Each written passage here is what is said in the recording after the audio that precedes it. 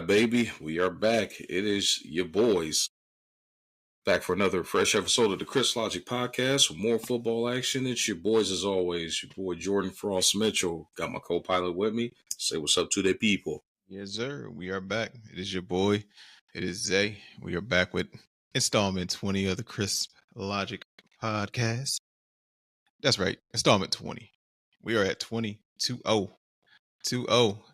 We are thankful for you guys coming in as you always do, supporting, showing love. And I hope this continues to blossom into something special and great. So I appreciate it. Episode 20, we here, baby. Tell you what, man, before we started this journey, man, I'm like, man, I'm gonna give it another shot and see what's gonna happen, man. But I'm just shocked and surprised at the rapid growth, man. Like, we got numbers coming up slowly on the streaming platforms, man. We got cats participating live in the Facebook chat now. Like, it's just coming along, man. I'm hella excited about what we got in the pipeline, man. Some subject matters, and one of the anchors of this joint. We're not strictly a sports podcast, but damn it, we can't help it. It's the month of August. It's that time of year. You got training camps going on. You got preseasons, two-a-days. Late conditioning. This is that time of year where it's still a little toasty outside. The weather's up and down. It might be steamy one day, rainy the next, man. But this is the time of year that your season as a player, as a coach, as an athlete is going to go one way. It's either going to go up or it's going to go down. And for those of us that are, football fiends, I would say this is a very important time of year because we are watching highlights, statistics, betting trends. We watching it all, man, because this is fantasy football season. And if you know, man. If you into it, you know what I mean? Like, you know what it's about. If you're not into it, you're probably looking at some of your friends and wondering, why the hell are we on our phones so much? Why are we watching so many damn Sports Center highlights? Just it's if you know, man. And it's fantasy football season, man. I'm really excited, man. We got the league lobbies activated, and just a heads up notice, man. If I don't answer the phone in between the hours of 7 p.m. and 10 p.m. on Labor Day weekend on both Saturday and Sunday night, know that I'm busy. I'm just busy. Know that I'm locked in. Ain't nothing else going on. I'm not available. Will not be available to talk business or anything else because it's fantasy football time, man. It's time where we make that serious money with these draft boards, man. But Zay, what's your thoughts on fantasy football season now being back? I'm excited about it. I ain't gonna say for me. I'm not gonna say for me, fantasy is king, but it is high up on the list. I do the yearly, the daily sports betting. That's my avenue. That's what reigns supreme with me. But I am big into the fantasy. I didn't win last year, but I was very competitive, and that's usually the trend with the fantasy. So I hope to keep that going this year. No down years. I intend to be a good GM every year, and I do it without backdoor brokerage deals done in back alleys or leveraging the farm to get everybody once someone feels like their season is done. So I don't do those type of dealings. So we hope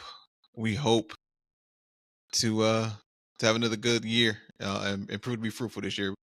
We're looking to bring the title home this year. I'm still working on the team name. I usually like to have some type of play on politics or some type of current event. Mm-hmm. Yeah, I think last year I was Family Matters. Shit. I don't know if it's gonna be something with Diddy. I don't know. I'll surprise people, and it's always some type of play on something. So that's part of the fun, is being able to name your team every single year and lock in. So what about you? I'm excited, man, and I ain't gonna hold you. When it comes to I hate that I do this. I hate that I do it, but it's so damn funny, and for me, it'll never get old. All my fantasy team names somehow, some way, at some point, even if it's going terrible, and I feel like I need to rebrand in the middle of the season, it's always centered around poking fun of the Alabama Crimson Tide, man, and it's either fold tide or troll tide, one of the two. Just because as a Buckeye fan, I mean, obviously there's the disdain for certain schools. I mean, obviously you got the rivalry against Michigan, you got Penn State, you got Notre Dame, you got little big brother in Michigan State. But in these past couple of years, there's naturally a disdain for the Alabama Crimson Tide, for a variety of reasons. They're afterthoughts now. Kellen Saban's gone. It's Kellen DeBoer. Yeah, As a Michigan guy, we own him. I hate Washington got him out to. of here. We played him again the next year without a quarterback, without an offense. Got him out of here. Rightfully, we've sunned him as well, so I'm not really worried. Pause. Yeah, that's a Diddy So Oil that's taking. Yeah, that's a pause. wild pass. It's a wild pass. It's a wild team name, bro. Wild, but Did he slip and slide, baby?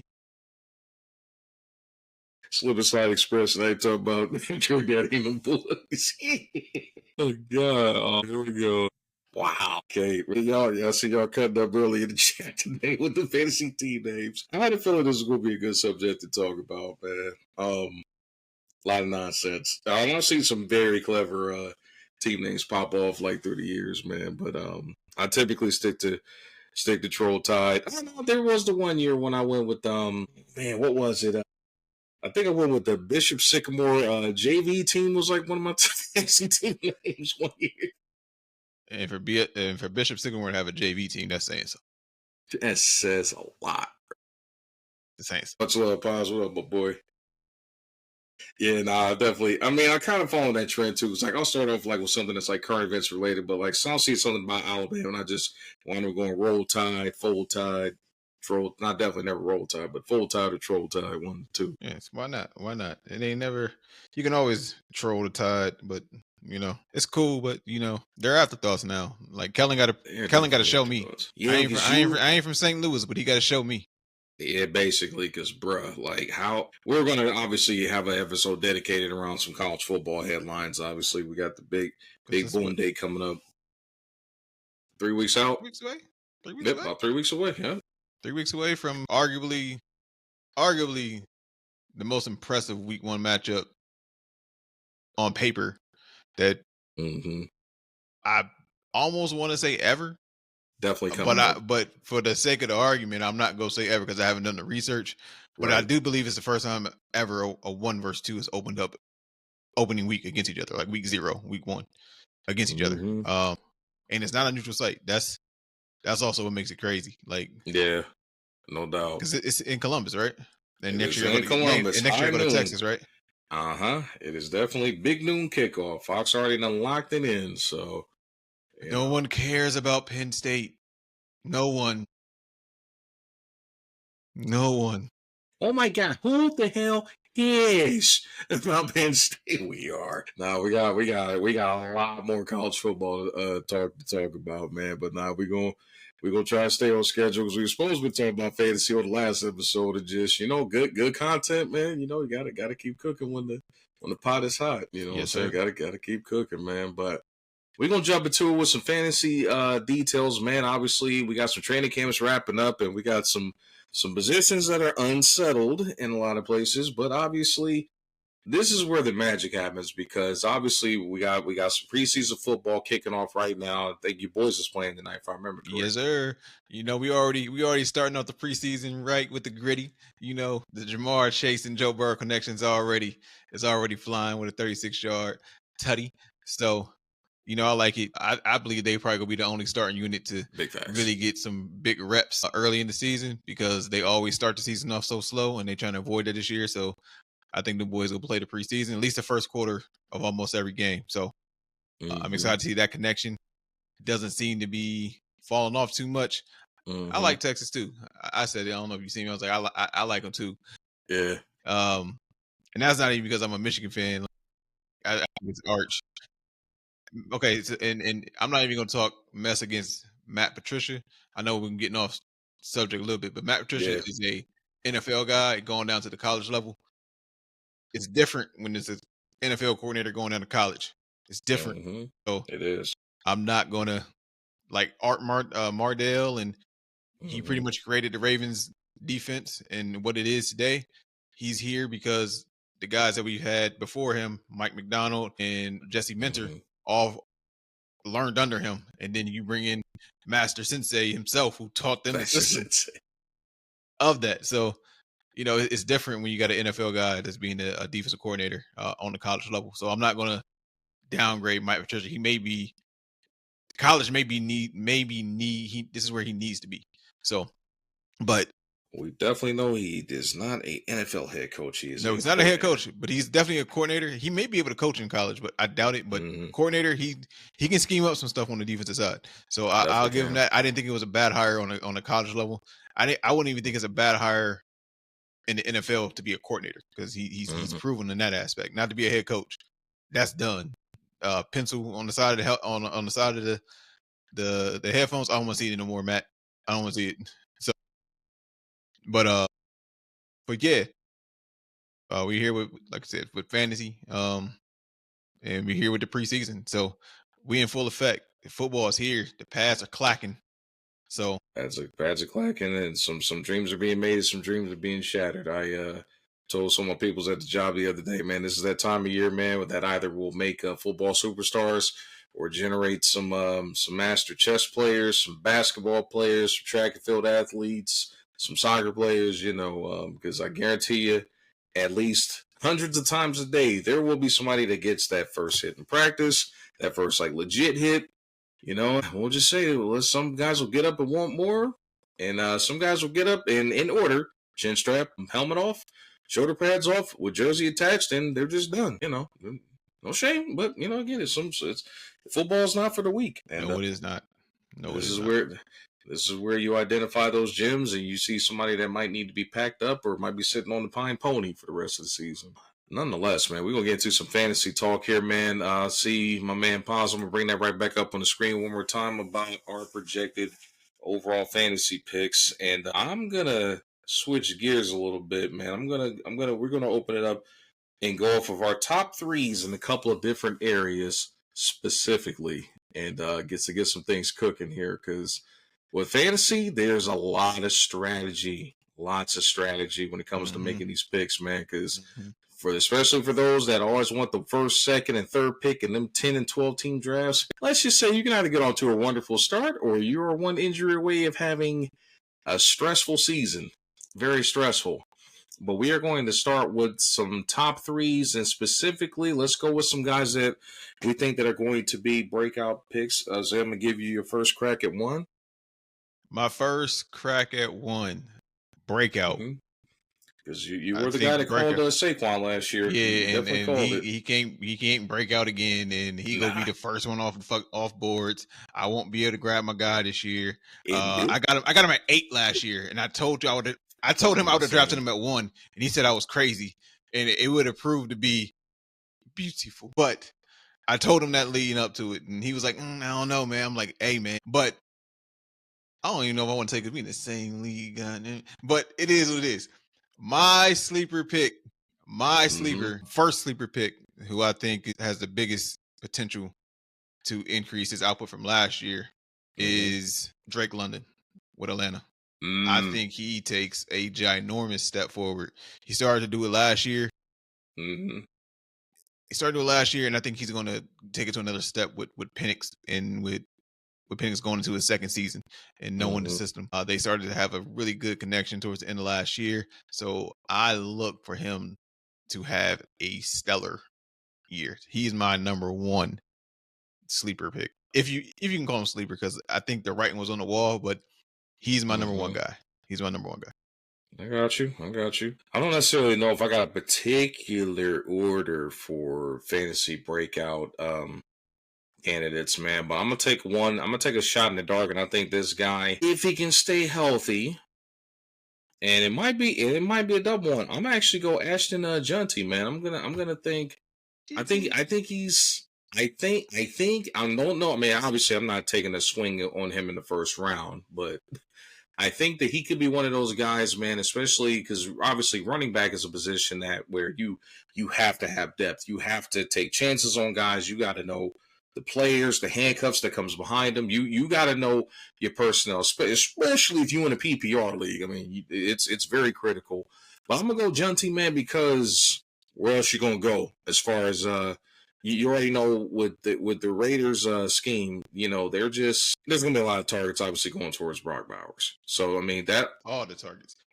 All the targets. Well, not all of them. 70% of the targets is going Brock, and then it's going hmm Jacoby Myers. Because Jacoby actually had quietly a very productive year last year as a hmm their receiver one.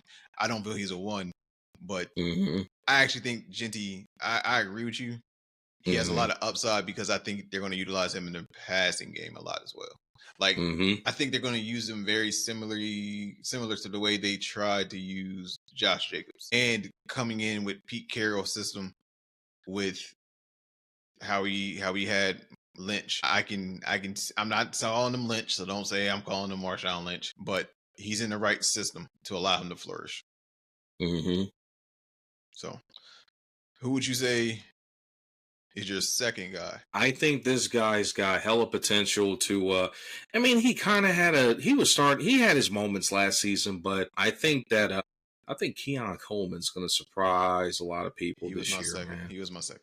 Yeah, because Keon Coleman, man, you are pretty much going to be the number one target. I mean, obviously, there's Shakur and the other guy that there's going to be some challenges as far as targets goes, but Keon Coleman, I think, has got some really good potential. I mean, obviously, Josh Allen with that team, they're going to be coming out, throwing the ball a lot, moving the ball around, but I really like Coleman as a very strong breakout candidate. Like I said, the roller coaster last season, I know it was a combination of like looks and health and a few other things, but I really think he's going to emerge as as a legit number one and definitely get a heavy share of targets for sure. Because I mean, one thing about Josh Allen will have one of his skill guys looking like a fantasy dynamo for sure. So I got Coleman as one of my sleeper picks. Okay. Okay. Yeah, that's who I had as my number two as well. So since you went there, I'm gonna throw another one out. I personally feel that I just lost her name. Sleeper. I don't know. I'll say sleeper. I think he'll be a sneaky good receiver three. If you can get him as a flex. Mm-hmm. Shockingly, your guy, one of your guys. Actually, it's two of them actually that went to your school. It's two of them. Oh, It's two of them. Buckeyes! Oh, It's two of them. It's two of I them. thought you was going. Well, I was just going to So pick you a Niner. Buckeye. no, Okay. Paracel could, or I don't know, I'm pronouncing it wrong. Is it Parcel? Paracel? Ricky Pearsall. Yeah, Yeah, Paracel. Okay, but he's the one that if he wants to go break out, he's the one with him. for But sure. I think Marvin takes a step. Sleeper was Emeka Ibuka if Godwin and them is healthy. Him being in the slot for them. Yeah, I don't think he's a true two or one in this league, but him as a as he's a a great slot. Hell third yeah. he's a great third option if you have Mike Evans and Godwin on the opposite side. I think he's going to have a lot of targets, and I think he's going to be a high rate of completions to him working in Okay. that slot. And he's not JSN. Mm-hmm. JSN also he's not a sleeper anymore because I think he what people noticed last year. That's the reason he's not a sleeper in my pick. But I've been high on JSN ever since he was at Ohio State. I thought he was better than Mari Harrison. But Emeka would be my sleeper coming out of that 10. Got you. Okay. Got you. One more to round it out since we're going the snake route as far as sleepers. Glad that you brought him up actually because this guy I am naturally not a fan of. However, I do respect the numbers that he has put up in spite of how his career has gone. I think he would be a very good option at a position that has a rocky strategy as far as like where to draft them at. But I'm gonna go quarterback because ironically you brought up him. I think that Baker Mayfield could emerge as a top 5 fantasy quarterback this year, and I think I will probably take him ahead of a few guys that might be surefire bets simply because of what you just said. He's got Mike Evans on the outside. If Godwin can stay healthy, you got him on the opposite side. And the potential for Emeka Ibuka to emerge as a possible, like very reliable slot option and as a A solid number two. I think he's got number two potential. I mean, we kind of seen it in spurts at Ohio State playing alongside the Jeremiah Smiths of the world and others before him, but or even like Marvin Harrison before. So I like Baker as a sleeper pick for quarterback. Not sure if I could put my pride aside and pick Baker because again, I'm not a fan of his, but I got my reasons. If I know your ass is gonna bring that shit. But that too, plus I felt that plus you got the OBJ stuff in Cleveland. There's I got a little bit of a list. At one point in time, a man had more progressive commercials than he had touchdowns thrown. But nonetheless, I also still feel that the Browns did him dirty, as they do a lot of their quarterbacks. And we're going to get into that subject here in a little bit too. But definitely got Baker as a sleeper pick at quarterback as well. Yeah, I think Jameson could be another sleeper pick too, man. I just don't think he's a sleeper anymore.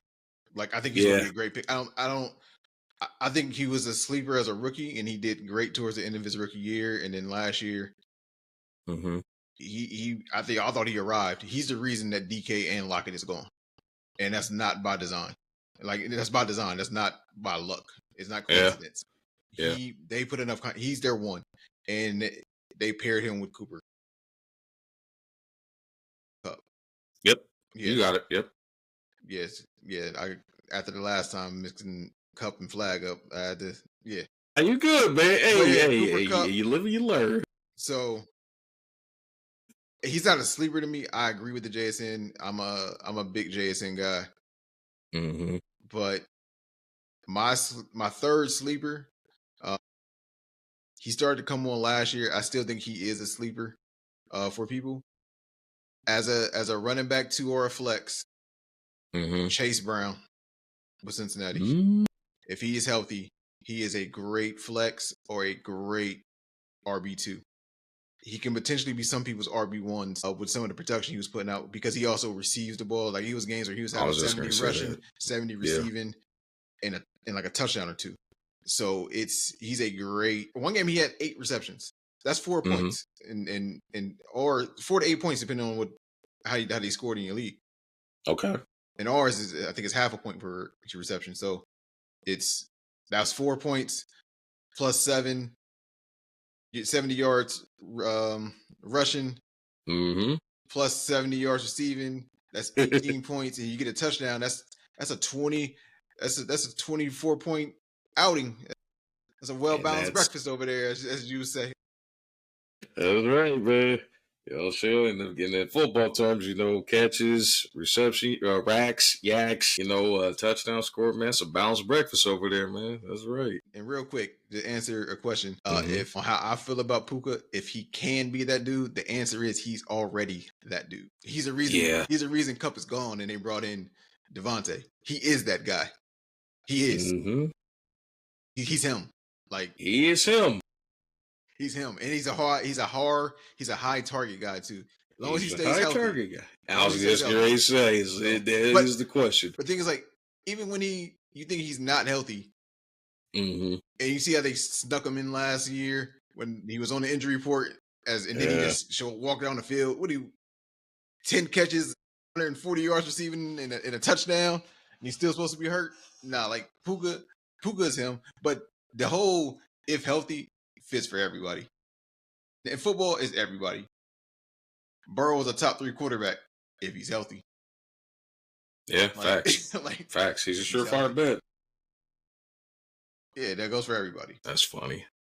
Yeah. All the light is not on him. You got to remember they brought in Devontae Adams. All the light is not on Puka. Is Devontae still that guy? Yes. Go look at the film for Devontae last year. Go look at some moments. He had some moments. I got you. Just because Aaron missed him on some throws, he was still getting open. He's still that guy. Okay. He's still him. Okay. Yeah. Because his game isn't predicated on speed. It's not predicated on speed, but will he get open for the next 2 years? Will he be able to keep his composure now that he's separated from both his guys again? Got to. I think that was part of the conversation that happened when Puka gave him his number. Because I don't know if you know that Puka switched to, I think, 12 this year. I did not know that. He gave up 17 to Devontae. So Yeah, I think Puka's like either 15 or 12 that year he switched to. So 16. Okay. Okay. All right. All right. Well, I think we got our breakout picks here in place. I think it's now time to switch gears and talk about this might be the hot take of the segments here, because buddy, when there's guys that can break out, there's also guys that can break your damn roster. And there can be guys that either whatever you want to call them a bust. I call them as guys that headline my do not draft list. And under no circumstances, because there's something there that just don't sit right with the soul. And boy, let me see if I'm ready for this. My first pick on my do not draft list. I don't care who was added to their roster. I don't care what. I am anti-drafting any Dallas Cowboys, starting with Mr. Dak Prescott. And that's just because, like, yes, Dak can put up numbers, but man, like this nonsense, and we're going to get into the subject that I'm going to reference here. It's always a circus in Dallas. They will give you numbers. You just can't count on it when you really need it the most. And I just don't know. I know that on paper, the addition of George Pickens makes this look good. Makes it look like he might be able to throw somebody else other than CeeDee Lamb and Ferguson, but I don't know. I don't know about the coaching situation because of Schottenheimer taking over and basically just he got promoted within the staff, right? That yeah, wasn't an outside hire. he was an offensive coordinator. So he was offensive coordinator. So this is routine out of like the Jerry Jones, book of doing business. Nobody, of importance really wants that job because of the situation. You got another puppet getting promoted to head coach, and I don't know, man. I don't know. I still don't see a solution on the ground in the run game to try to balance it out. Under no circumstances will be drafting Dakota Prescott. Period. I don't care. I will roll the dice on. I will roll the dice on. I would roll the dice on Justin Fields ahead of drafting Dak Prescott. That's how strongly I feel about it. So disrespectful. You did not call the Well, man Dakota. I definitely did. Don't get me wrong, man. He's a likable guy, man. I just don't trust Cowboys starting with him when it comes to draft. And like I said, that might be my pride getting in the way, but I think it is because regular season, if he's healthy, he puts up mm-hmm. numbers. So He does. I think regular season wise, you're safe. Yeah. But I get your sentiment. Like, luckily, fantasy doesn't go into the playoffs. Then we can have a serious conversation, but it doesn't. Mm-hmm. So And not to mention the I division. would say who I wouldn't draft. Mm-hmm. A lot of people may already feel that way, but in essence, he was picked up to be, in essence, wide receiver one for this team. I don't think that he's gonna, and I don't think it's a him talent thing. Agreed. Do not draft Rodgers as well, but go ahead. But I would stay away from Stephon Diggs this year. I think I can respect that. I would stay away from like I am not. I think Drake May has the physical tools, but I don't know. I haven't seen enough to be like he's going to get the ball to his receivers. Yeah. And have them in position to make plays. So Okay. I would stay away from Stephon this year. And how healthy is he going to be coming off the ACL? I would stay away from Stephon. I know him being a one again is intriguing. I hope that he kills. Like, I like Stephon, but yeah, I would stay away from him because of the injuries, and I just don't see. I haven't seen enough from Drake May. And looking at previous Titan teams, I know he doesn't play for the Titans, but I'm saying this because of Mike Vrabel. Mm-hmm. Receivers don't flourish in his systems. Even AJ Brown is a physical freak, and he didn't flourish in their system. Didn't. And you could be like, oh, he didn't have the quarterback. I still don't think Drake May is that guy yet. So I think he's still a project. So I would stay away from Stephon this year. I got you. If you could pick him up or trade for him once he proved that the knee is good, then yeah. But drafting, I would stay away from him unless you get him in like the 12th, 13th round. Mm-hmm. You just have him on your bench and you're a stash guy. That's the only way I would say. Stash depth, yeah. Yep. That's the only way I say you draft him. Stephon Diggs, I think I'm in agreement there. Yeah. He's another one. I'm gonna take another swing at it here. Somebody mentioned, which I also agree that Rodgers. There's going to be plenty of other options at quarterback. Even if you're looking, if you even if you need depth, because I do not trust even the guy that is now his new weapon, and that's Mr. DK Metcalf.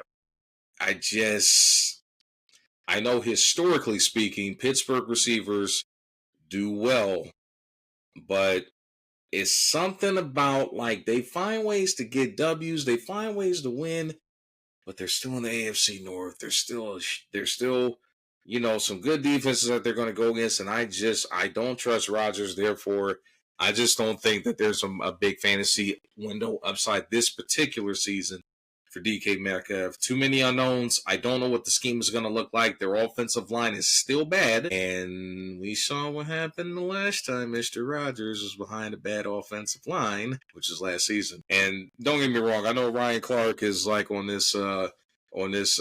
I don't want to resort what he's been saying about Rodgers lately to glaze him. It's one hell of an about face from the beef that they had recently, but he's gassing it up, talking about, oh, this guy can still throw the football. I'm like, yeah, yeah, I hear you. Yeah, Rodgers wanted to play in the preseason game. Yeah, I hear you. It's a lot of good, stuff. But I think one joined the team super late in the offseason, man. Like I just don't know, man. I just don't know. Therefore, I don't trust it. As I call him, even though I'm not dissing when I say it's Donkey Kong Metcalf, but it's kind of like a playful joke. But I don't trust DK Metcalf this particular season. Maybe that might change depending on what the situation looks like next year at quarterback, but I don't trust it this particular season. Got you. Another person to stay away from. This person ended the season as a top 10 receiver in fantasy the second half of the year. Uh-oh. But not overall for the season, but the last half of the season, the back end of the season, he was a top 10 production guy as a receiver in the NFL. We don't know what the hell's going on in that quarterback room up there. So stay away from Jerry Jeudy. No. Stay away from Jerry Jeudy. And it's more we don't know what the hell's going on in that quarterback room and management over him or his talents. But for that reason, stay the hell away from Jerry Jeudy. Go with you on that one, brother, because and yes, real quick before we go to you, you can put it on the screen. Yes, I'm not going to say that. That was going to sound bad. I would draft Caleb. I think Caleb is going to flourish with Ben Johnson. I think Caleb's going to flourish with Ben Johnson.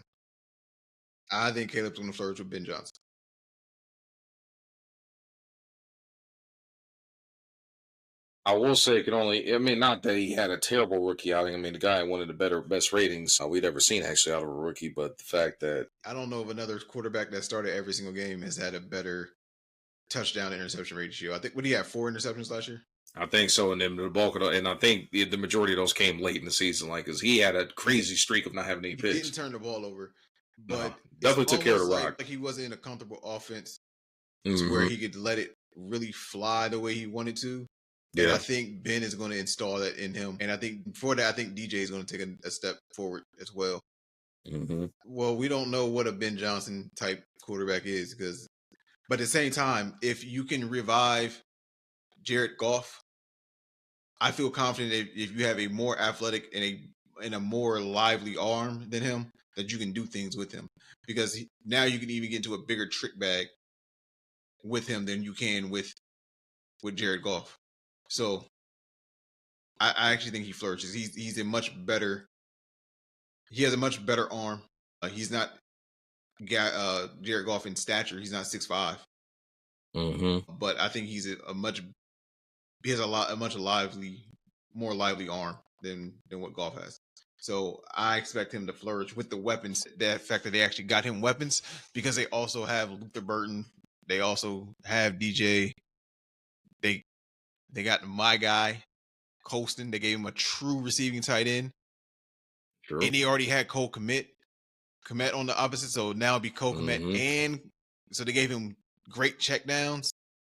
And he still has Swift, who is a great checkdown receiver out the back. I think he's going to flourish. And I think they're one power back away from them pretty much recreating the offense that Ben had in Detroit because their line isn't Mm-hmm. terrible. The line isn't terrible in Chicago. If people have been because they even got the Tooney kid, not kid, Tooney guy from Mm-hmm. From KC okay, yeah, okay, so yeah, Yep. So they I got was a gonna say okay, yeah. see, The offensive line is Giants guys. Throw a giant guy in there anytime. Leave it up to the Giants guy. who's gonna be throwing the ball again? Yeah, okay, sure. Well, they're gonna be losing a lot, so they go air Mm, that bitch out. So they gonna be airing it out. So nah, like that 800 maybe, Eesh. but Malik Neighbors is gonna be the one that is. We got to find out what's going on with Junkins in that little situation he into. So Yeah, yeah. I can definitely see him fall on line. I can agree with that because he's definitely going to fall low. So I mean, he can be a good depth guy to add, but I would not be counting on him being a week to week starter. You know, kind of going back to what he was saying. Is we just don't. There's too many question marks, man. We don't know what's going to happen with Junkins. We don't know what the hell these guys are going to do with this quarterback situation. Definitely, I'll tell you right now. If you're in a draft with me and you see I'm ready to pick and Jerry Judy's there, don't. I'm not picking Jerry Judy. I'll tell you that right now. Period. Just ain't happening. Not at all. No interest in drafting that guy. But I'm gonna round it out here with or let's go with my third pick for bust or my do not draft. And this guy, unfortunately, he burned. I could have took him over Saquon Barkley. Still bothers me, but Brees Hall. I'm officially writing Brees Hall off. One, he's got legit competition in the backfield with him. I can't. I'm losing that guy's name right now. Breland. Yeah, Breland. So you got Breland back there competing with him for time. I gotta still see it with Justin Fields because I know Fields is going to eat into some of the rushing yardage potentials with him being a mobile quarterback. I still don't trust their offensive line, man, and I just think in some of these ESPN mock drafts still got Brees going like as a top, like in the first like 2 rounds. I don't see it, man. I think the dreams of Brees Hall being that Christian McCaffrey esque kind of PPR kind of back. I just don't see it, man. One, I don't know. I mean, I'm hoping that Justin is able to come in and produce to get him those kind of looks. I just don't know if the Jets have made the right calls. I mean, I like Aaron Glenn coming in as a head coach, but I know he's more of a defensive mind. We just got to see it. I don't know, but Brees Hall on my do not draft list. I don't care where he's at. I don't care if he even falls to the 4th or 5th round. Not drafting him. He'll be sitting right there next to J.K. Dobbins. Pause real quick. That wasn't a pause comment. That wasn't a pause comment. But just because he said the comment just popped up. Is this the guy that just entered the chat?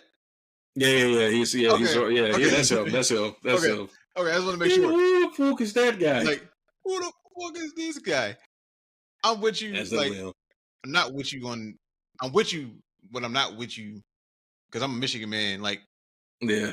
I think the crowd. I think the running back room is too crowded Mm-hmm. for Edwards there already because they also have the kid that they like that got hurt last year from Pitt.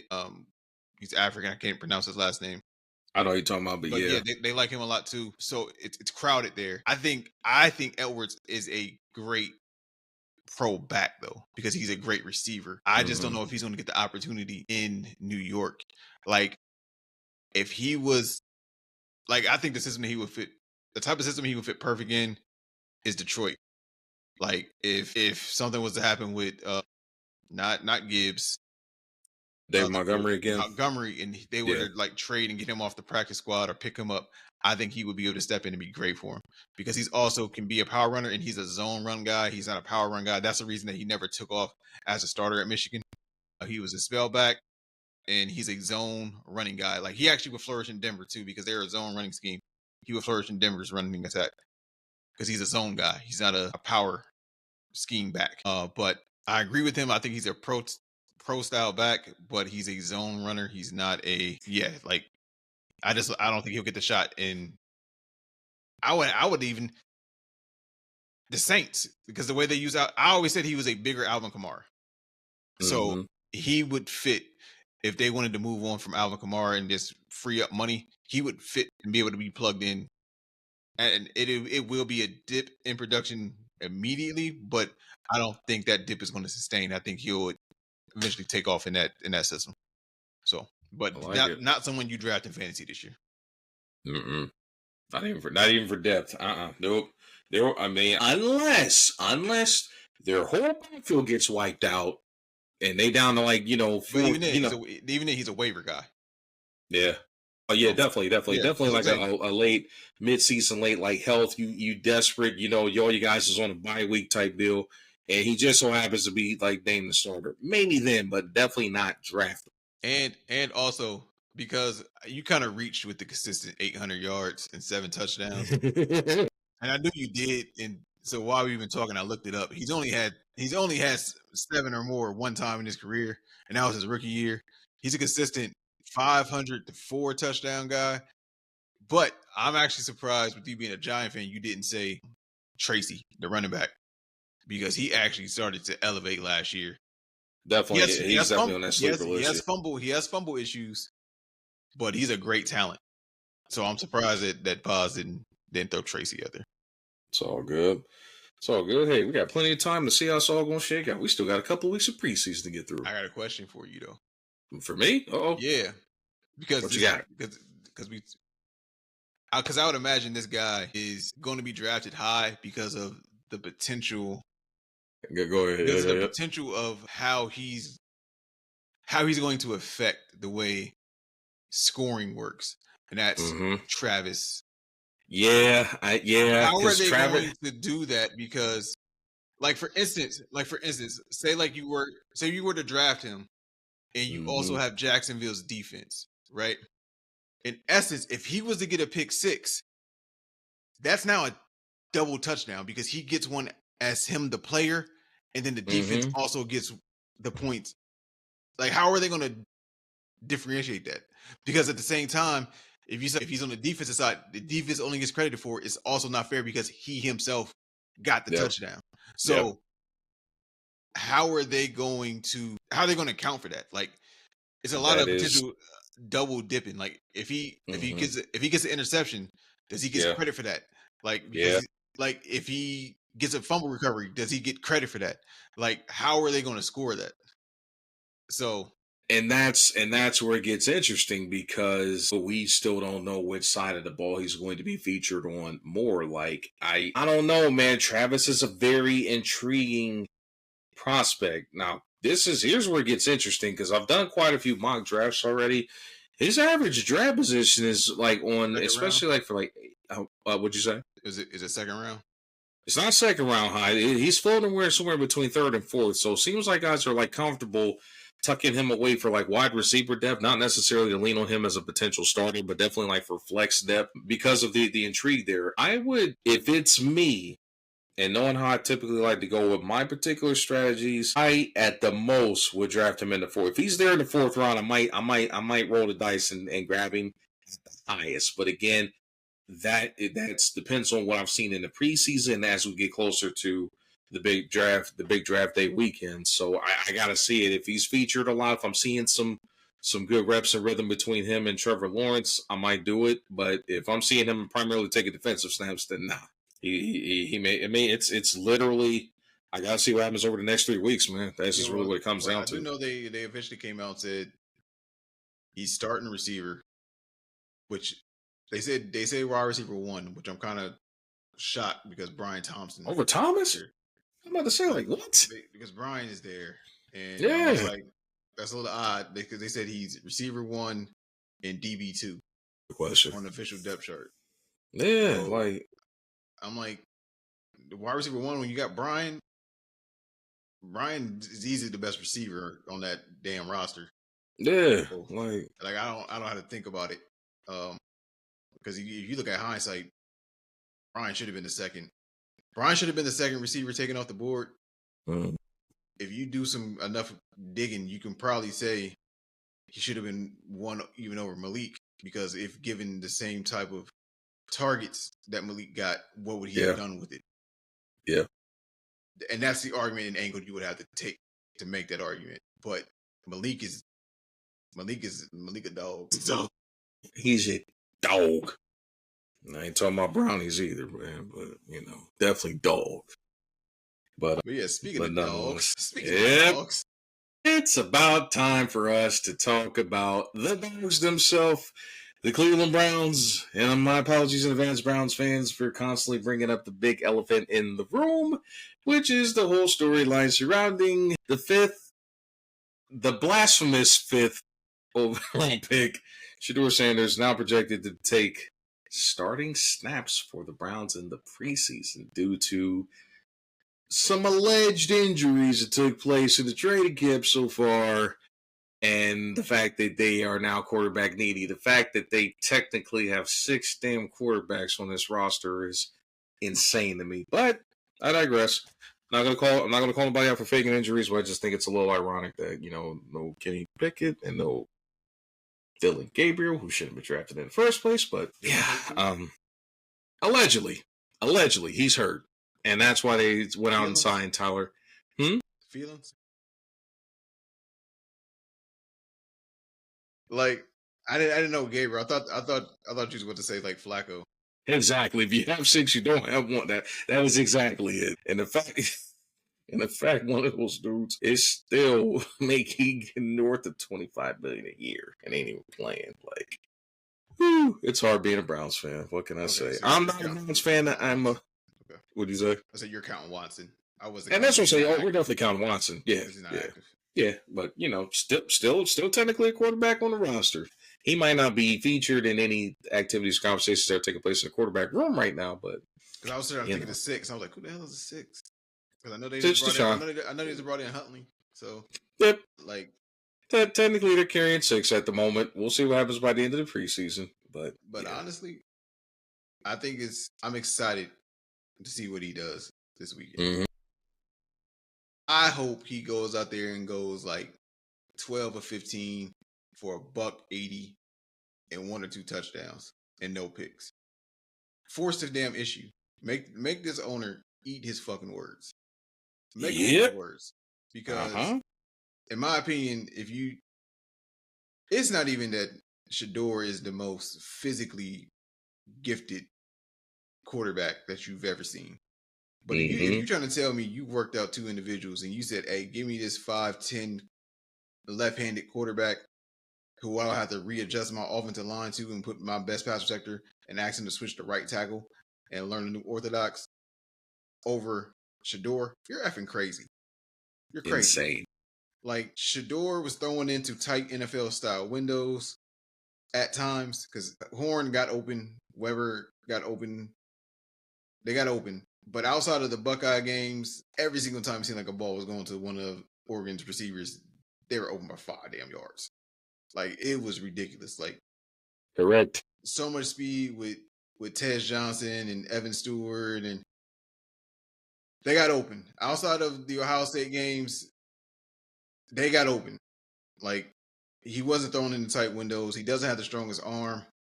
He's in that same boat of what I say with Brock Purdy, as far as they have to not their play.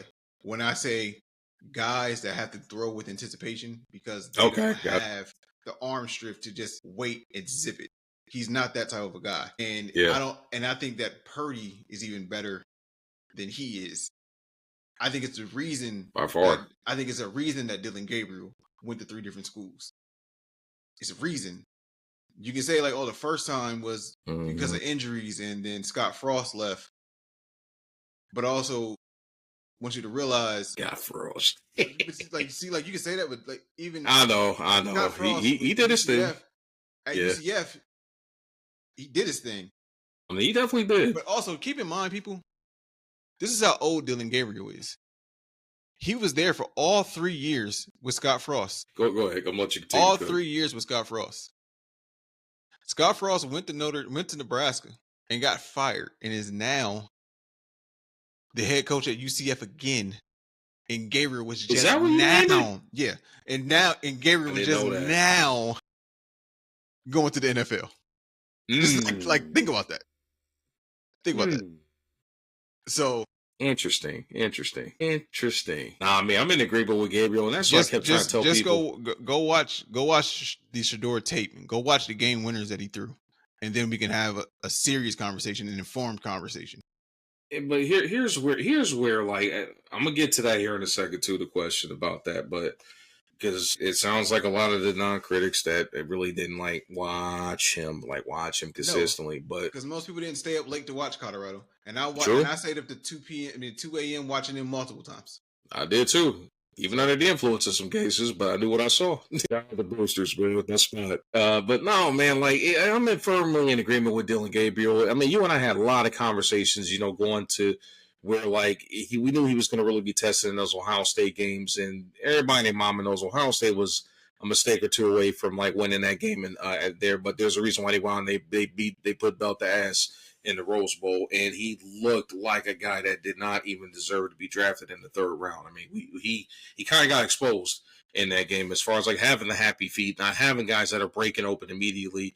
And that's where I think that Shedeur Sanders is the separator from the two. Not only did he put up Heisman caliber numbers, he did it without having like, a top 50 offensive line. He did it without having he had a bottom 50 offensive line. So bottom 50, what would say bottom 25? Like terrible offensive line, but he also led the nation in completion percentage. That's what people need to understand. He led the nation in completion percentage.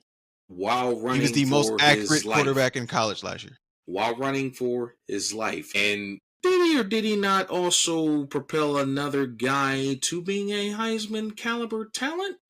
I'm not saying that Travis couldn't have done that, I'm not gonna say, but he helped contribute to that though. He contributed, but I don't know if he propelled him. Travis is special. Travis is special.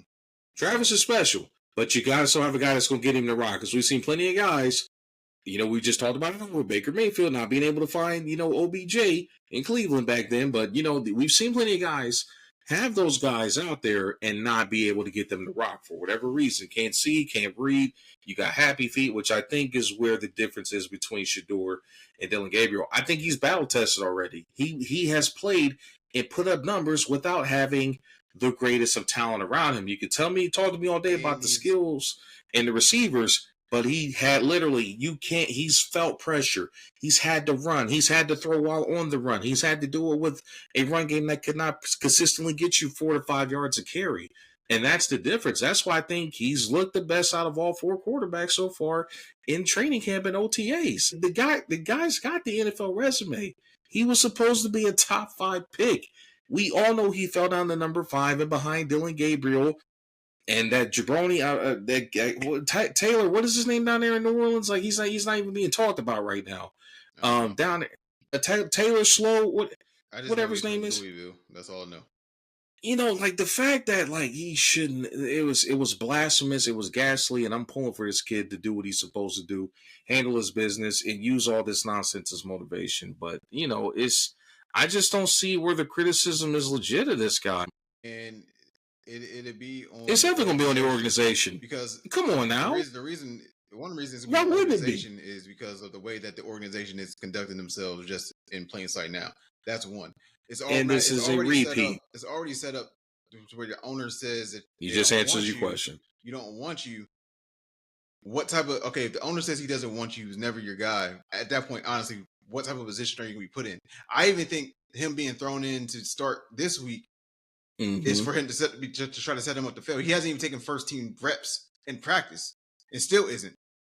But he's going to start with the first team come this weekend. Doesn't make sense. Whatever. It's insane. Whatever. Cool. You're setting him up to fail. That's the reason that if it works, then it works. That's a long message. I got you. Go ahead, keep cooking. Yeah, that's a fact. I mean, height's a factor, bro. Unless you're Kyler Murray, Drew Brees, or Russell Wilson, where you got either the processing power to be able to see and be able to process information as far as progressions, or if you got the mobility to being a scutterbug like how Kyler Murray is, or as I say, playing sandlot football, kind of like how Russ used to do up there in Seattle. Unless you got that, you are going to struggle as a short quarterback, bro. That's just what it comes down to. Yeah. That's just simply what it comes down to. He's talking about this game. He played Demo. Hey man, don't be talking about Family Matters in the chat, man. We cooking right now. But that's what's up though. Nah, but it's definitely gonna be an organization, but at the same time, I don't know if Shador gets another fair shot either. He did say that Um, wasn't his guy, but yeah, no, he definitely said he wasn't he his definitely guy. said that. He definitely said he wasn't his guy. That's not a made up narrative. Like I think him being drafted in the 5th round also tells you that he wasn't his guy. Mm-hmm. Him and Dylan Gabriel being drafted ahead of him says that he wasn't the owner's guy. Mm-hmm. That's not a made up narrative. But yeah, like it's definitely on the organization. You cited, you brought it up, Dustin. You cited. There's definitely video footage of him Yeah, saying that, bro. Like, come on now. yeah, like He definitely said that. like I'll be sure to send that to you afterwards, but he is on the record of saying that that wasn't his guy. Like, he said that. are you a Browns fan or something? He's definitely a Browns fan. Yeah, name me a successful quarterback from out of your organization. We'll wait. Come on, man. We'll wait. I mean, if you technically want to count Jeff Garcia and He wasn't Jake successful in Cleveland. Jake Delhomme went to the Super Bowl with the Panthers. Keep you know going. what I mean. You No, know what I mean. no, keep going. Brady Quinn was successful at Notre Dame. Keep going. Like you know exactly why he got drafted in the 5th round versus 5th overall, man. It's because one, he's Deion's son. Two, it's the whole fact that he didn't play the game as far as like going through all the pre-draft, like, you know, questionnaires and sessions. Oh, he interviewed bad. Oh, he didn't want to talk to certain teams that were going to be legit dumpster fires, man. Like, what has to be talked about more is the fact that these franchises fail a lot of these kids. It's not the fact that they're necessarily busts. It's a lot of these franchises. You know, the Browns, for example, the Jets, for example, they don't have structure. They lack structure. They're constantly turning over coaches. They're constantly switching out guys in the front office, man. You have owners that are, you know, in the headlines for better or for worse, you know, that they fail these kids in a lot of cases. And he fell down to number 5 because of guys. They were trying to tap him as being a bad teammate and all this other nonsense, bro. It's being just it's too bullshit. cocky, overly confident, too boisterous. He was accused of saying of forcing Barry to take him when he made that statement. He was trying to say he wasn't meddling. That's fair. I mean, if that's the context that, you know, that it might have meant, but I mean, bottom line, he is on the record of saying that wasn't his guy. You know, that he did say that, you know, whichever way you want to take it, you know, like that came out of his owner's mouth. Either way, whatever context he meant it, that was a stupid statement to make, period. But he's an owner, just like Jerry Jones and the nonsense that he spews. You can say whatever you want when you cut in the check. You know what I mean? Like, it's not like they can fire you, you know. Only way you get in the body is if you decide to either A, sell the team or pull Donald Sterling. And get forced out. Forced out. Or Richardson. Or Richardson out. That was in Carolina. He was forced out on some Sterling type stuff too. So. And Daniel Snyder too. So yeah, I mean, unless you get forced out or voted out by those guys, you know. But yeah, it's the Jets should have drafted. Yeah, they should have drafted him, man. I mean, the Jets should have drafted him. The Steelers should have drafted him. The Saints, the Raiders. Man, don't get me started, bro. Yeah, it's a couple teams that could have drafted. Daniel Jones, man, the Giants. On Daniel Jones. The Giants should have drafted him too. Sorry, Paz. I have zero faith in your boy Jackson Dart, bro. I think he's another guy that conned his way up the board. He is potentially going to be another Daniel Jones or Mitch Trubisky. I'm sorry. I'm calling it right now. And don't talk to me about, he played against in the SEC and all that, but the Saints definitely should have drafted that guy. I still have not watched a lick of film on that Taylor Slow or whoever that guy is that they drafted. They better probably start Desmond. I don't even think he's there, is he? Yeah, I think he's there because he's not with the Falcons anymore, right? I didn't think he was there. I'm pretty sure Desmond Ritter's. I mean, I might be wrong, but I don't think he's there. Yeah, hold on. Bengals. He's with the Bengals. Oh, my bad. So I don't even know who the other guy is. I could have swore it was Desmond Ritter, but I guess not. Archie not coming out next year. Archie not coming out next year. Yeah. Yeah, Archie not coming out. Archie not coming out next year. Damn, who's the other quarterback for the Saints? Now I'm curious. Are they really about to turn over the reins to this guy? Is it Rattler? Is that you talking about? I think it was Spencer Rattler. I think that's who I meant, man. Yeah. Okay, yes, Spencer Rattler. Yeah, that's who. Yeah, that's who. I was thinking about, but yeah, I don't know where I got this word. Arch better not be a brownie. Dude, actually, no, I'll take it back. I guarantee you, Archie He will never won't be be a a Brown. brownie. I guarantee you. Not if Archie, Peyton, and They're gonna do Eli the and same. Dad. They're gonna do the same thing that Dion did. And here's the funny thing: they're going to do the same thing that Dion did. They're going to do the same thing that Archie did when it came to Eli. They are going to find a way to get him out, and there won't be nowhere near as much backlash or crucifixion or draft dropping on the We've boards. already seen this story. That is the case. That is definitely the case. So I too think that the Browns are definitely setting him up for failure. But I got faith in this kid, bro. I think he's going to rise above it and prove it. I think that any talks about him having like bad character, being a bad teammate, I think that's their franchise quarterback, bro. But you know, the first step is we will see when they kick off. They're playing this weekend, right? Yeah, I remember correctly. Everybody plays this weekend. Gotcha. So we're going to see this weekend. We're going to see what's going to happen with Shador and start. We'll go from there. You know, who knows? We might be having a different tone of conversation next week, but you know, this will be the first. They play tomorrow. Test of many to come. So they play tomorrow night. Yep. Gotcha. Nah, damn it, I'll still be at work, but yeah. But on NFL Network. Ooh, now that I think about it, the Brownies are playing. I need us to be busy, but you know, not too busy. But nonetheless, man, we're gonna see what's gonna happen. We're gonna see what's gonna happen with Shador, man.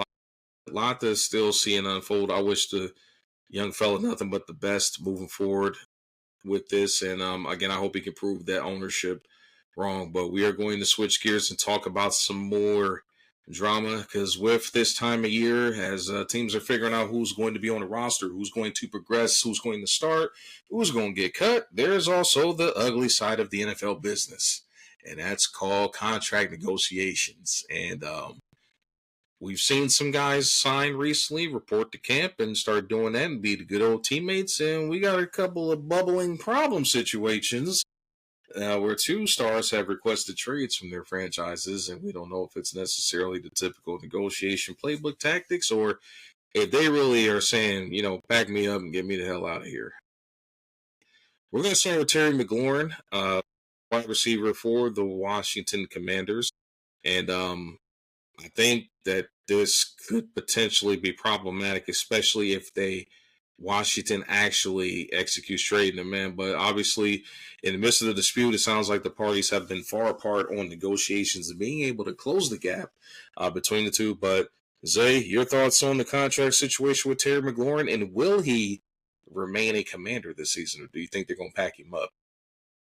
I think that he needs to remain a Commander. Needs to. Okay. I don't know how they're going to get it done, and indirectly, like it's not. Mm-hmm. What I'm about to say is not his fault, but it is his fault that this is happening, and that's Debo. The fact that they traded for Debo, and Debo is making almost 3 times what the hell McLaurin is making, like that's really the issue. And Terry's like, I'm not about to go out there and be your number one, and Debo's making $20+ million a year, and I'm broke because he's on a rookie deal still, and he was a 3rd rounder. He's probably going to make somewhere around 1.5 to 2 million this year. Mm-hmm. And Debo's probably going to make around 25. So it's even worse than 3 times. Like it's crazy how much more Debo's getting paid in him. And I'm not saying that Debo doesn't deserve his money and that Debo isn't talented. It's just that when you are the number one and you've been the number one since you stepped into the damn room, and that's 3 years ago now. This is year 4. He deserves to get paid. And I think for the development of Jaden Daniels, he needs Terry. So we'll see what happens. Like I think he needs to stay. And I think they need to find a way to pay him. But something's telling me that they're going to think that he's expendable, almost like on some T.Y. Hilton type stuff, like undersized one, and we can replace you because of the way that Noah Brown stepped up and emerged last year, and then De'Ami Brown had the spurt, almost like Jaden's going to get the ball to whoever, and we don't need you and pay you and Debo because you and Debo are not Chase and Higgins. I think that's going to be like the kind of argument that stance they're going to have. And Mm-hmm. Even though that's probably going to be their stance, I'm not even a fan of paying Higgins the way that we did because our defense is what it is. So Well, there's that too. that's where I'm at with that. I don't think Washington's gonna pay him. Hey, this is tough, man, because obviously, man, I'm pulling for Terry with him being a Buckeye and all, but I hate to say this, man. He is also approaching that number a lot faster than most guys in his position, man. Terry's approaching that dreaded 3-0 number, and for receivers, not as bad as like say running backs, but he's a guy that I don't know, man. Like I know he's hunting for like the money that like guys like the Tiggins and the Metcalfs have gotten. I just don't know if Washington too is going to pull that off. I think, like you said, the Debo trade was kind of like their security blanket in case it came to this. Even though, as much as I love Debo, loved having him in San Francisco, Debo wasn't a true number one threat. Just because player. of yeah, I mean he's a definition of that gadget guy, man. Like you can put him in a lot of different spots. You can do a lot of things with him. He's a guy that could just send out flat out ball. You know what I mean? But he's just not a true guy that can move the needle for you, like as far as like at least by himself as a true number one receiver. I had several debates about guys that are true number ones, and I never once did I put Debo up there in that category just because I knew of his limitations in certain areas of the game. I mean, the guy can get enough separation to make plays, but I don't know if he could do that against the best corners in the league. But he's simply a solid gadget football player. If I am Washington, I know they're trying to take a stance and saying that they're not going to trade him, but I think you have to test the market at least to see what you can get for him. Because especially if a team's willing to give up some solid draft capital, I think you got a guy that can still make it work with Jaden, their quarterback. I think he's a future superstar quarterback in this league, approaching that trajectory a lot faster than some other guys and some other teams, but I'll save that for another day. And that was an indirect shot at Trevor Lawrence there, unfortunately. But it is what it is, man. My boy Trevor, I mean, unfortunately, he had the unfortunate pleasure of being associated with the Urban Meyer experiment, which I think that is a very critical stunt to his growth. But you also got to find a way to dig yourself back out of that hole, too, as well. But nonetheless, if I'm Washington, you have to test the market, especially if you guys are like that far apart. You're talking about paying him somewhere in the low teens, like high teens, and he's commanding like low fees. Like I said, DK Metcalf, T Higgins, kind of like money. You gotta explore the market, man. You have no choice. One, you don't want that to carry over into the season. What's up? I know where I would look if I was Washington. Where's up? And before One of our guys just mentioned he'll be a Raven. And before I segue that he won't be a Raven, the Ravens can't pay him. If he did, it would be a 1-year loaner. But also, that's a fact. Yeah, that's what I want to get to. That's 100%. But the thing is, I think they put too much capital in Debo already. That's the issue that I was stating. Like they can't really overpay him either. But with the way that they go about committee, why would you not pick up the phone and call Green Bay and be like, hey, Jaden Reed, a little bit of capital. Y'all trying to find that one option, that true one. He is a one, and you package it. He's a one. We can't pay him, or we're not going to pay him. You get another guy that's about the same size, decent route runner, could run that slot. New England can pay him. That's the one. New England can pay him. New England can always pay everybody. It's just a matter of does he want to go to New England? That reminds me of what happened with Brandon Ayuk last summer. Yeah, but so it's that. And then so I would look at Green Bay as an option. And money wise, you would have to look at like he said, New England. New England's always going to be open for business. Shockingly, Houston. Because they haven't paid Nico yet. They sure have not paid Nico. And there's going to be an injury argument to be made. And Stroud is still in the rookie deal. Mm-hmm. And they are in win-now mode. They are. They are. So, it's no longer rebuilding Houston. But I mean, put it this way. New England's always going to be open for business. It's going to be a while before. I think he fits the system. I don't know about the. He for sure fits the system. I mean, especially with Brandon Ayuk. I mean, still not on pace to contribute immediately this season. But I would like to see it. I just don't know with. I don't know, man, because there's a whole thing about surrounding, like, do they pay Juwan Jennings? Whole other story for another day, but um, I wouldn't rule it out. I just don't know if we got the cap space to pull that off right now at this moment. I think with a little bit more retooling next offseason, we could be in position to do it. But I would love to see that. I don't know, man.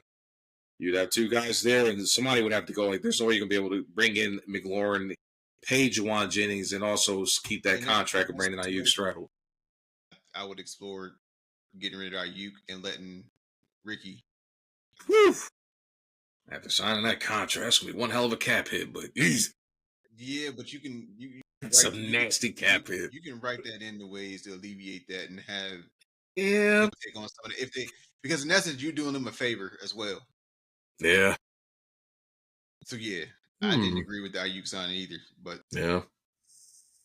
I mean, it had to be done, man. No, like I understand what you're saying with Yeah. Dobbs being the guy and Reed being their Swiss Army knife, but you talking about a Swiss Army knife and I'm selling you a fucking katana. Not a katana. That's what we're talking about. I'm giving you a sword and you talking about a Swiss Army knife. So like I get it, and I agree with that statement, but I'm giving you a true number one versus your gadget guy. Yeah, and that's y'all's issue. Like if you actually watch Green Bay last year, Green Bay has almost everything. Yeah, they need to go on the except deep playoff the run. True number one. Yeah, they don't have a person they can go to in the crutch. They wanted to be Jaden, but they really wanted to be Christian Watson. Yeah, they definitely wanted to be Watson. Healthy. But he can't stay healthy. Nope. And the thing is, he has all this. He's 6'4". He's probably the fastest receiver, if not the fastest player on the team. He's a fucking unit. Like, he's really the guy, but and he hold up for a whole season. That is the question. Another team that I probably won't be drafting receivers from. The Packers' whole receiving core may be on my do not draft list. Because, buddy, I don't know who the hell you don't know which is going to be off.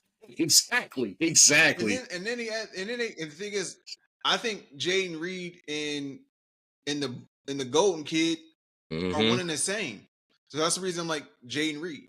I think they're one and the same. I don't think Golden is a true one. That's the reason I hated the draft pick. I hated them drafting him because you drafted another guy just like the guys you have in the room right now. You just added to it. You didn't get another big body guy. You didn't try to trade. Like, in essence, you could have traded that for DK. I see this one's really messing with you. Yeah. I see this one's annoying you. Like, that pick just annoyed me because I'm like, it's like you have Jaden and then you drafted Gomes. Like, look what new I have when he's the same as what you have across the board. That's why I didn't understand it. Like, yeah. I guess I can see it from that angle. Yeah. And my thing is like, you can be like, oh, the size, but like, what if they would have drafted Malik Neighbors at the 8 spot like last year? Because Malik's a freak. Golden isn't a Malik's freak. Different. Like, that's the difference. Like, Malik was a dog at LSU. Like, yeah. Nah, I can see that. And Dustin, I hope you're absolutely right, man. I think he's another guy too, man. If Ricky Pearsall can stay healthy, I think he could be a big time contributor for the 49ers. But again, we still got some question marks still at other spots. Like, we got to get one.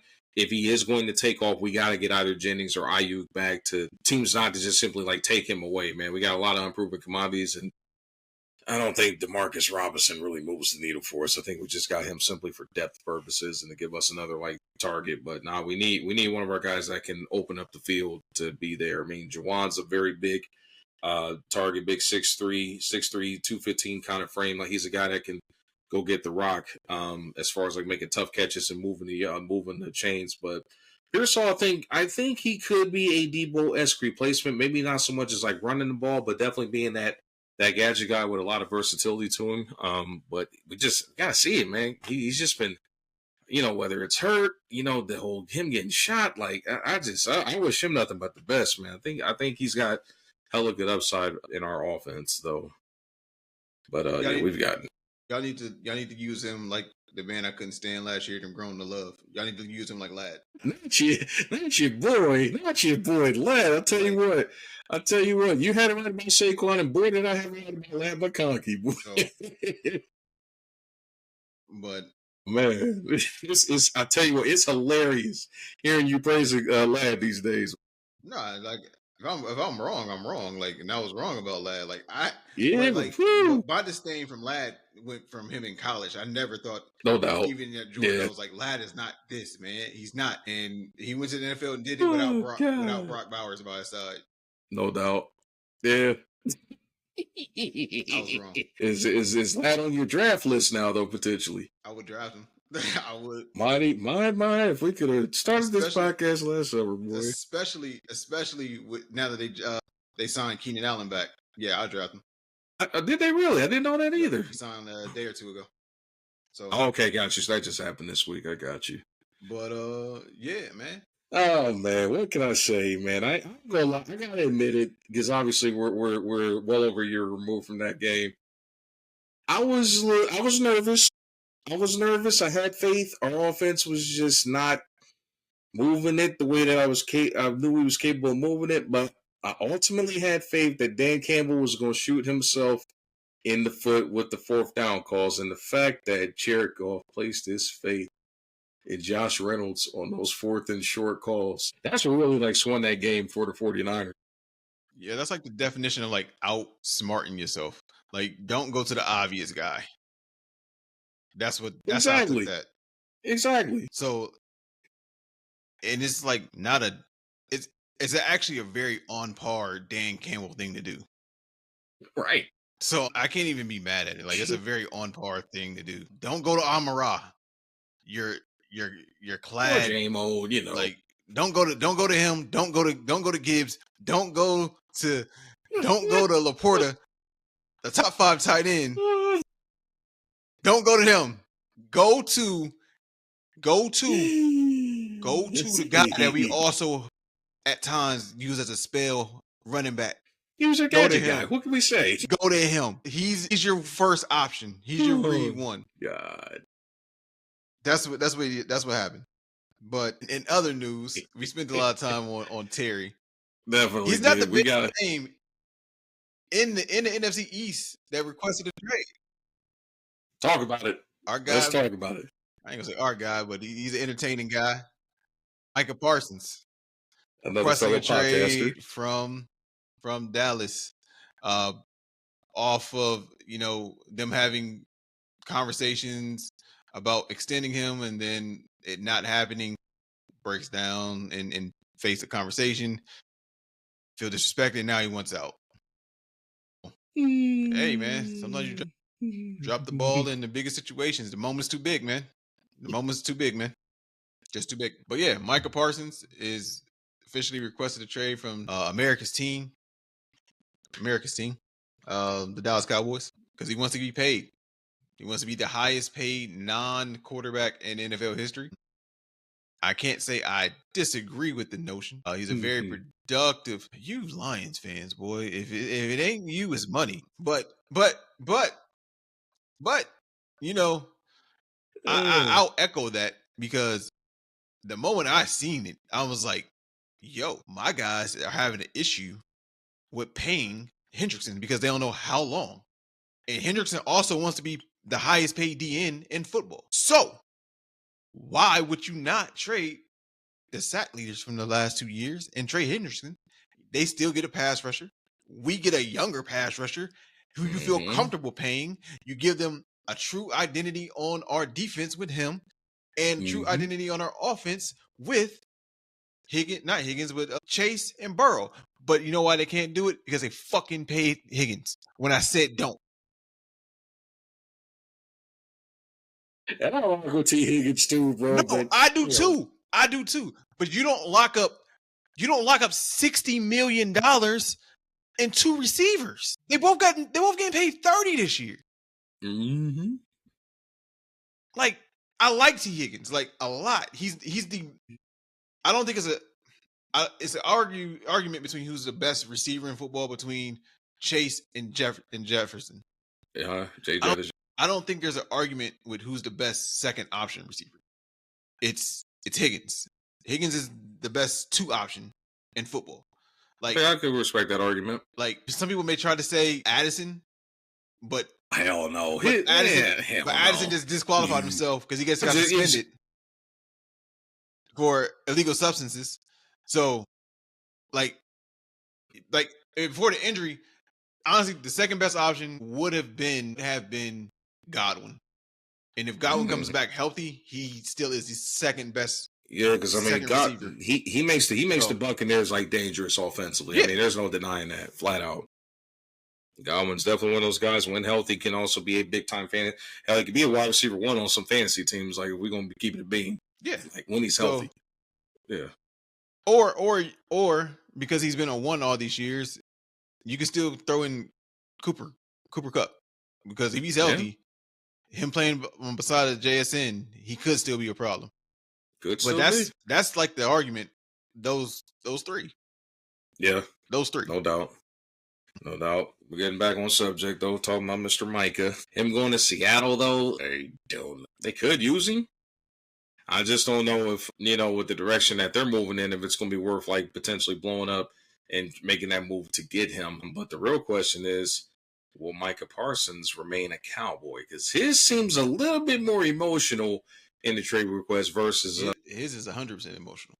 Yeah, buddy. Because boy, especially after seeing CD get paid, seeing Dak get paid, he's equally important, if not more important, than either one of those guys. I mean, because bottom line, on a very how can I put this? On a defense that has underperformed like drastically over the past couple of years, he's like the one bright spot that they do have. And the fact that he was the one that was like the most vocal about wanting to remain a Cowboy, but this all centers back to the root cause of why we even talk about these fools every damn offseason. Jerry Jones. Just, I'm tired, man. I'm so tired of like every time we look up, somebody's not getting paid, somebody's holding out, somebody's going to Cabo. It's like they're constantly in the news every damn offseason in training camp, and we're talking about why their stars aren't getting paid, bro. That eventually is going to catch up with them and bite them in the ass as far as like trying to sell somebody won't come in there as a free agent or even wanting to like be drafted there, man. Like flat out, like the allure of the star is slowly fading the more that these shenanigans continue to happen as far as like guys not getting paid, putting in everything, putting up historically good numbers, being like a top 5 guy at your position or putting up like top 5 numbers. That it's getting old, bro. And I don't know. Jerry's going to pay him, but like, is it going to be the number that he deserves? I mean, in my opinion, Micah deserves to be right there with all the guys that got cashed out. I think he deserves to be there with the numbers that TJ Watt got. He deserves to get the kind of money that my man at Cleveland, Myles Garrett got. He's, in my opinion, he's just as effective of a player. You can make an argument and say that he could be more important to those defenses than the other guys are to the other ones. Damn, Jerry. And the thing is, it could have got done a long time ago. He probably was willing to take a discount. Matter of fact, Mike is even on the record of even saying he was willing to take a little bit of a discount. Why is this not done?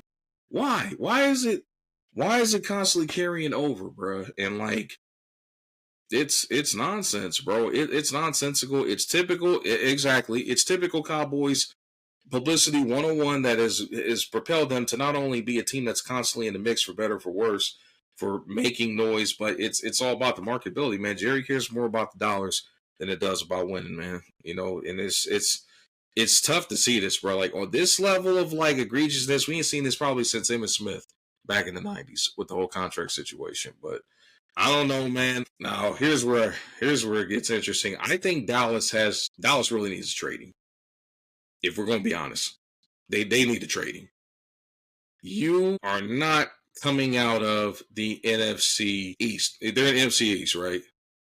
You're not coming out of the NFC East. You're not better than the Eagles. Probably can say safely that the Commanders have probably got a leg up on you just because of them having more stability, even though this Terry McLaurin situation does impact that. And I'm not going to put the Giants ahead of them just yet. Sorry, Paz. I'm not going to put the Giants ahead. Disrespectful. You know I hate the Cowboys, man. He is a 49ers fan. Oh, I don't either.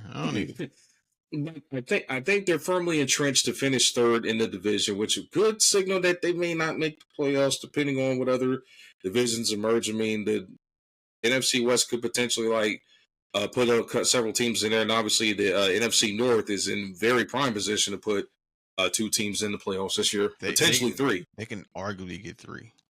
They can arguably get 3. You know, and their fourth team is going to be not an easy out. I And the mean, thing still is, I can even say that the NFC West could arguably have 3. Like potentially I'm not counting out Matthew Stafford in the Rams and that defense. depends I'm on his not. back though, because Bad if his back, back's not. bad back. They still got to the second round last year. But what if they got to rely on Jimmy G though? He won't lose them the game. He You still won't. think He you won't. still think Jimmy G's He's a lose game next manager. year? He won't lose them the game. He ain't He's losing the not gonna go game. win it. So if they get down, they fucked. But he won't lose it. He won't lose it. Oh God! When you need him the most, Jimmy folds. Tell me I know. Oh man, And I think Seattle got sounds a loner. they got the room to be very, very sneaky. Mm-hmm. And I'm gonna tell you this. I Mm-hmm. was gonna say Philly. If Philly was to do it, it won't be a loner. Definitely, they're locking him up permanently if they wind up It trading won't for him. be a loner. But could the Jordan Cowboys Davis, be that stupid though and trade him to a NFC a division rival, the rival? if they did, I think they would force him to give up Jalen Carter. I wouldn't do it. And that's another thing. Like, if you're Philly, do you even entertain that? No, I'm not giving up Jalen. No, hell no. I'm not giving up Jalen. Nope. Jalen, I'm gonna say what just popped in my head. No, go ahead, let it rip, man. Come on. Because I don't think he's going to be of him, Yeah. but he may be regarded as the best defensive tackle in football. Because I was going to say Aaron Donald type of effect, potentially on the interior, and I'm not giving that up right now when I already have him in house for Micah. Because he also can be split to the outside and let Jordan Davis be on the middle, be on the inside. A lot of versatility. He's too versatile. Mm-hmm. I'm not doing it. If I can add to him, Yep. yes, I'll do it. But not giving him away. No, I wouldn't do it. Mm-hmm. Yeah, no doubt. The fact that we're even having this conversation, bro, is just ghastly, man. Like, how do you not pay Micah Parsons, bro?